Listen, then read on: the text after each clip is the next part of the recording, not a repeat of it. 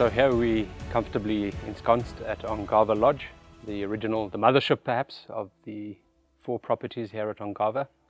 And we talking about art, wildlife art. We're very proud of our collection of art and the decor and the beautiful pieces that we've assembled over the years. Each lodge having its own unique character, drawn from its terrain. And certainly a big feature of Ongava is the dolomite stone. And the red stone of Ongava Lodge and Little Ongava is distinctive here, as opposed to perhaps the grey dolomite that we see in the valley where Ongava Tented Camp is located. And then there's Anderson's, which has the white calcrete, so typical of the Etosha pans. So we've built on the environment and brought it indoors by matching it with certain fabrics. Perhaps most dynamically is on display at Little Ongava, where the deep purple of nature, which is drawn from the colour of the ripe Terminalia plurinoides, which is the purple pod Terminalia, common bush in this environment. We've taken that colour indoors and used it to manifest itself in the specific pieces that explode with colour. Quite unusual, we love it. Beautiful effect. And to round off perhaps is the pieces of art to complement and to invoke the safari spirit. Being deeply aware of the visceral emotions that a wildlife safari provokes in people and the connections to nature. These emotions are matched in the best, most professionally construed art, and wildlife art in particular has the ability to draw and tap into this nostalgia. Here at Anderson's at Ongava, we have an amazing selection of African art pieces, amongst which you can see these beautiful beaded masks made by the Sinifu tribe from the Ivory Coast. Among the artwork collection here at Anderson's at Ongava are these wonderful pieces from the Yoruba tribe in Nigeria. They are actually beaded crowns, and they form part of the king's regalia and are worn at all important occasions. Quite recently, we've been in contact with our good friends at the David Shepherd Wildlife Foundation, and they continue the extraordinary work that David Shepherd, arguably one of the most accomplished wildlife artists of the 19th and 20th century, and he has raised, and his family have raised, over £10 million for protection of endangered species across Africa and Asia. And we are incredibly privileged to be entering a partnership with the David Shepherd Wildlife Foundation to communicate and to reach out to both each other's database and our guests and past guests, to boost our messaging, to boost the support of endangered species, both here at Ongava, across Namibia and worldwide.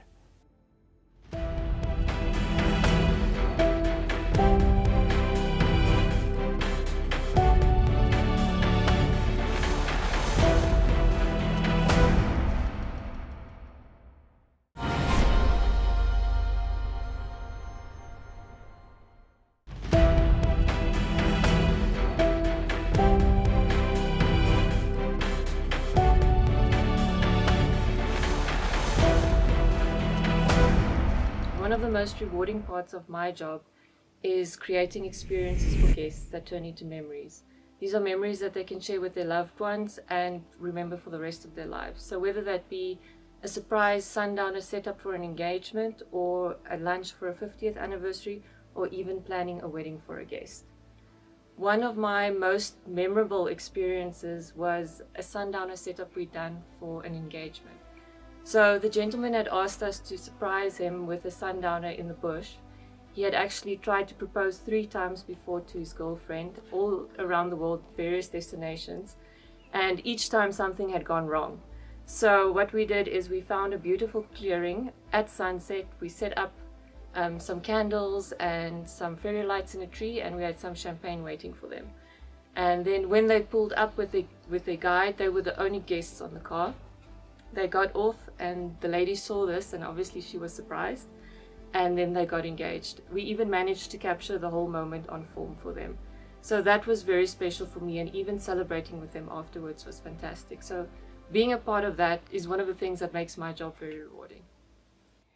I've got the beautiful waterhole right behind me. As you can see, I call it our very own live television. So you can literally expect anything and everything to come through, from your rhinos to your lions, to your elephants, to your general games, which is the zebras, your black-faced impalas, your red-hearted bears, just to name a few. We're right here sitting at our most beautiful pool. We've got our favorite elephants that also do come through, that really, really, literally, really love drinking from the pool instead of the water hole. So that also gives you a very, very beautiful moment to capture all the true Namibian wildlife experiences. Throughout our camp, all the pathways are covered with red scents. So, I mean, you can just imagine what happens through the night once you wake up to come through to the main area to have breakfast. You get to see all kinds of different animal footprints. So that just tells you you're in the midst of nature, far away. That becomes your everyday home away from home, yes. My name is Adriano. I'm working for Ongava almost 27 years. And I started working on Ongava as a barman and a waiter in Ongava main lodge. We play to get this what happened now to past, and we need our tourists to come back to Ongava Game Reserve. And we try to give him service as we do 27 years ago, and we try to give it best. And our government also tried to get the tourists, because Namibian government, our economy for Namibia is for the tourists. We don't have much coming in here, except the tourists. If you're talking about Namibia, we got more than how many tourists are coming in a year. And like now, everybody in Namibia, special Namibia, I'm not talking for other country, I'm talking about Namibia. We close finger, especially Europe, American, Australian, to be back as normal, and Africa continent too. Then everybody can travel again.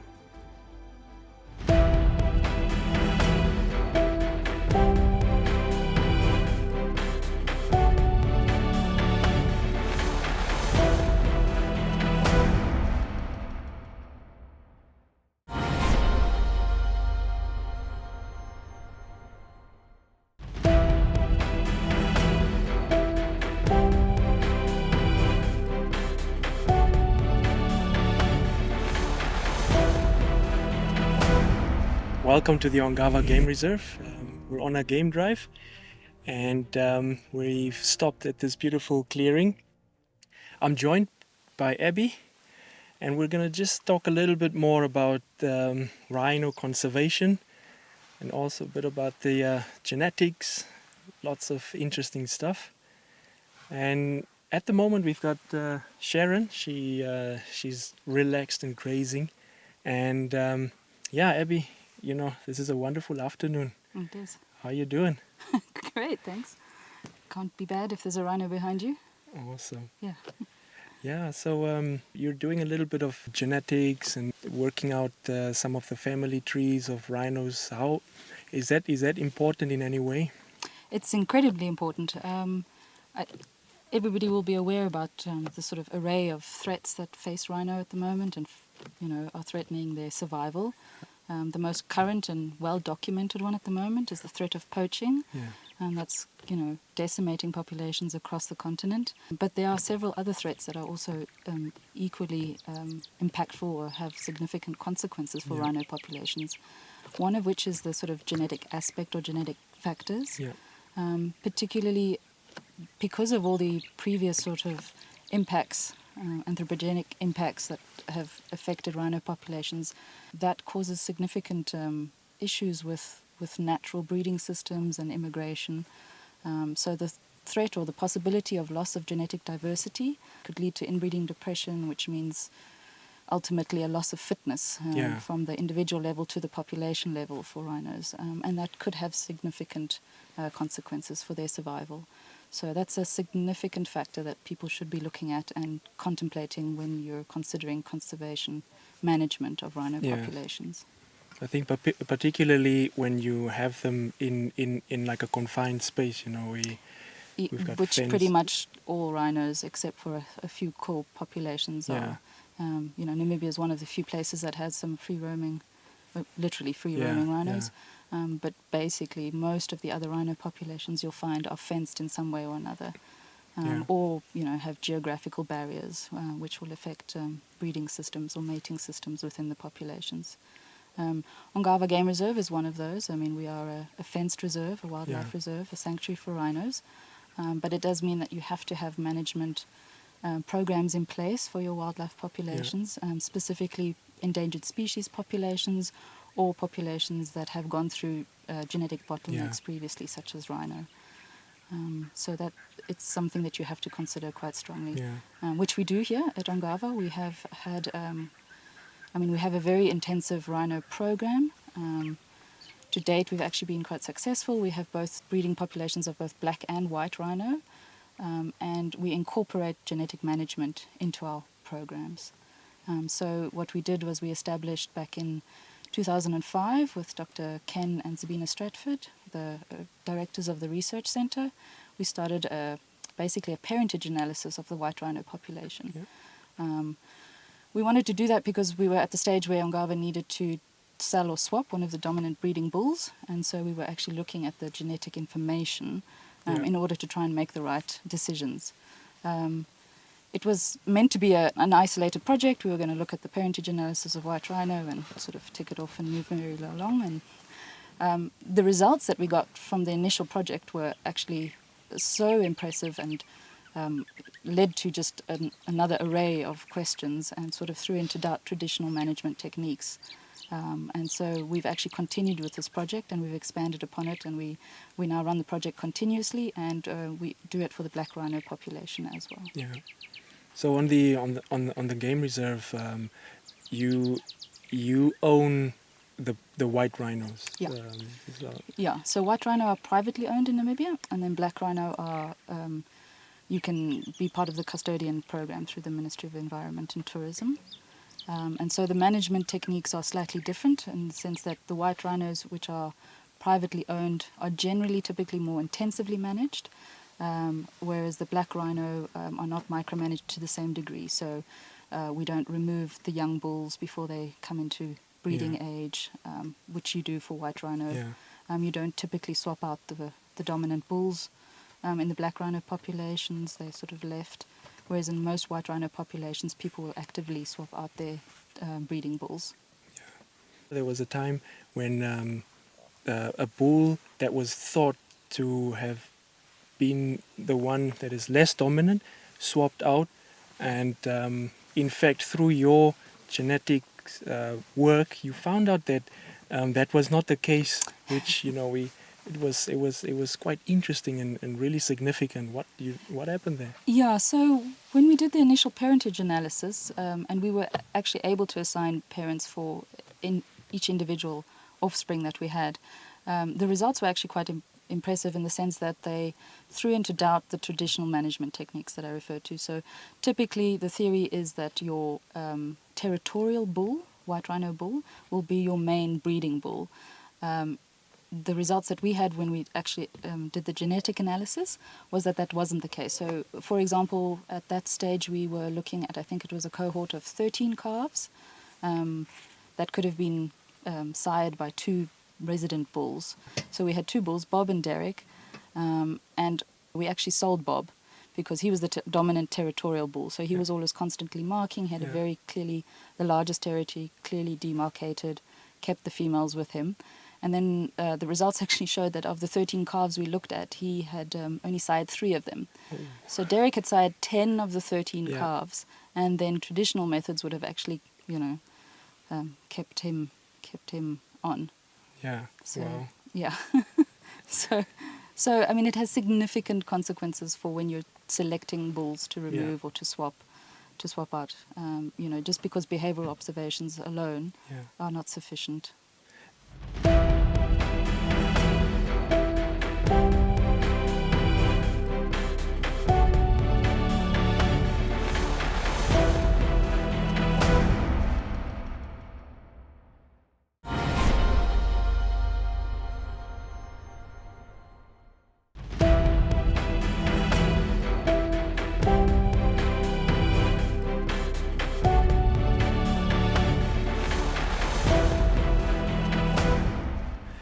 talking about how you collect the samples, and there are various methods, and you do it yourself on the game reserve? Yes. What's the process? Yeah, so it's actually quite a lengthy process. And lately there's a few newer techniques that have come along which make it a little bit more affordable and more accessible, which is great for conservation genetics to go forwards. But at the stage when we're doing it, or we still do it, we started with non-invasive sampling. So we wanted to disturb the animals as little as possible. So we would try to collect dung samples. I did that for about 2 years and collected a significant amount of dung. For the black rhino, we found that the quality and quantity of DNA that we managed to extract was good enough to use, but for the white rhino it wasn't. So we had to switch to using tissue or blood samples for them. So we were able to biopsy dart some animals to get tissue samples from them. And then for the other animals, we actually we have an annual ear notching program, which may have been explained to you already previously, where we earmark all our rhinos to give them an individual identification. So during that time, every year, I can collect tissue samples or blood samples, which we use for the genetic analysis. And then you do you do that in a lab, or? Yeah, so actually then we set up an on-site small lab, so we do all our DNA extractions here on site. I do that, and then the actual processing of those samples, I take away just the DNA samples. And I used to do it in collaboration with the University of Cape Town, but I now do it at CCF, Cheetah Conservation Front. They have a very advanced genetics lab there. So I go and process my samples there, which is very convenient, just down the road. I get to see some cheetah. That's interesting. So we do all the processing there, and then the actual analysis work is through software that we do, and then some manual analysis as well. Interestingly, with the white rhino, this was another thing that came up with the project, is that because their genetic variability is so low already, you actually can't just use the software to confidently assign parentage to all the offspring. So the software programs just can't differentiate enough, or to the degree that we wanted it to. So what we had to do is we had to overlay quite a lot of demographic data for the population. Now, we were really lucky in the sense that we have such an intensive rhino monitoring program on Ongava, so we actually had access, and that data was available. Most places won't have access to that, especially not over such a long time period. So that was particularly useful, and you do need that for the white rhino. Less so for the black rhino, but for the white rhino we had to overlay that in order to assign parentage for each individual to the degree of confidence that we wanted. Things that we discovered with the white rhino parentage analysis was that there seems to be, or appears to be, some form of mate selection occurring within our population. So females are definitely selecting for males that they are not related to, as opposed to related to, even if they have the choice. So we're overlaying that with a lot of territorial and home range behavior to try and look at some possible mechanisms. Like I said, the mechanisms for mate selection are not known, but this could lead to, obviously, inbreeding avoidance, which is essential. So if that could be further understood, that would be critical for other populations as well, if that is the case. The other thing that we discovered was that the newly introduced bulls were actually breeding well before they'd established any home ranges or territories. So that also is quite significant for other populations that are bringing animals into theirs. So there were a couple of very interesting and, as I said, impactful findings from that. And literally, the more that we look at, the more there's more questions than answers, really. Wow. That's amazing. The genetic bottling, is that how important is that for our country? And if we might lose them through poaching, and the safe havens would be one of the important areas that people travel to come and see these ancient creatures. That what you're doing here essentially is important. To make sure that you don't have that genetic variation or the species disappear. It's important on an individual level and on a population level. So obviously bigger is certainly better in this context. So larger populations are much more robust, and are ideally what everybody should be aiming for. Unfortunately, sort of real life doesn't allow for that always. So, as I mentioned, you end up with these small isolated populations. So in particular, the black rhino is a very interesting one. Some of the initial findings that we've had are very surprising and will have impact on conservation management, particularly on programs like the custodianship program, because I think what we'd like to do is expand that nationally, and we are in discussions with them to do that, to have a look at the meta populations and then look at the translocated populations, because what we've noticed with our population, the genetics support some of the theories that we've seen, which is basically we have these sort of two hotspots that have formed. So our population is kind of already split into two mini populations, if you like, and the genetics actually shows that they're not breeding between the two hotspots. So even on our small, property with a small population, you're kind of having separation within that already. So, I mean, generation after generation, that's going to have some impacts. So it would be fascinating to look at to see whether that's happening in other translocated properties, or populations, and also to see if that will have a larger impact, which it almost certainly will. And then to look at genetic variation within the different populations and to see if any diversity is being lost, if you're losing any alleles, just in all of the different hotspots, if that's even occurring somewhere else. I mean, we don't fully know why we have these two hotspots. Anecdotally, I think that happens elsewhere as well. And it would be fascinating to investigate, which we are, the mechanisms of why we have these two hotspots, because it's not geographically based. So something's causing them to kind of have these neighborhoods, if you like. But we don't quite yet fully understand why, and how that influences breeding structure and reproductive success within the populations. Yeah. Oh, that's really, really interesting. And I think Sharon's talking to us. So there you have two generations, right, walking past us. So that's also something that we'd like to look at, sort of, is there any loss over several generations? Is there any loss just in sort of the diversity of the markers that we're using? The nice thing, as I mentioned earlier, is that there are, DNA or genetic techniques are advancing from when we started out to what's available now. So you can look at quite a sort of diverse number of genetic questions, or at least address them, hopefully. Yeah, that's impressive. Yeah, it's pretty amazing. Thank you so much, Abby, for sharing all of that information. And I'm really happy, and I'm sure all the viewers are, that what you are doing is incredibly important. And of course, like you said, not on the game reserve, but nationally. And of course, that will assure that we keep the variation, the genetic variation on a broader spectrum, and it will save the species. It will certainly, hopefully, contribute towards it. It's one tool that must not be ignored in conservation management. It's not the only tool, and it also can't be taken out of context, but it's certainly critical with these endangered species, and is critical to their survival, along with protecting them and everything else, and the habitat that they need. Wow, thank you so much.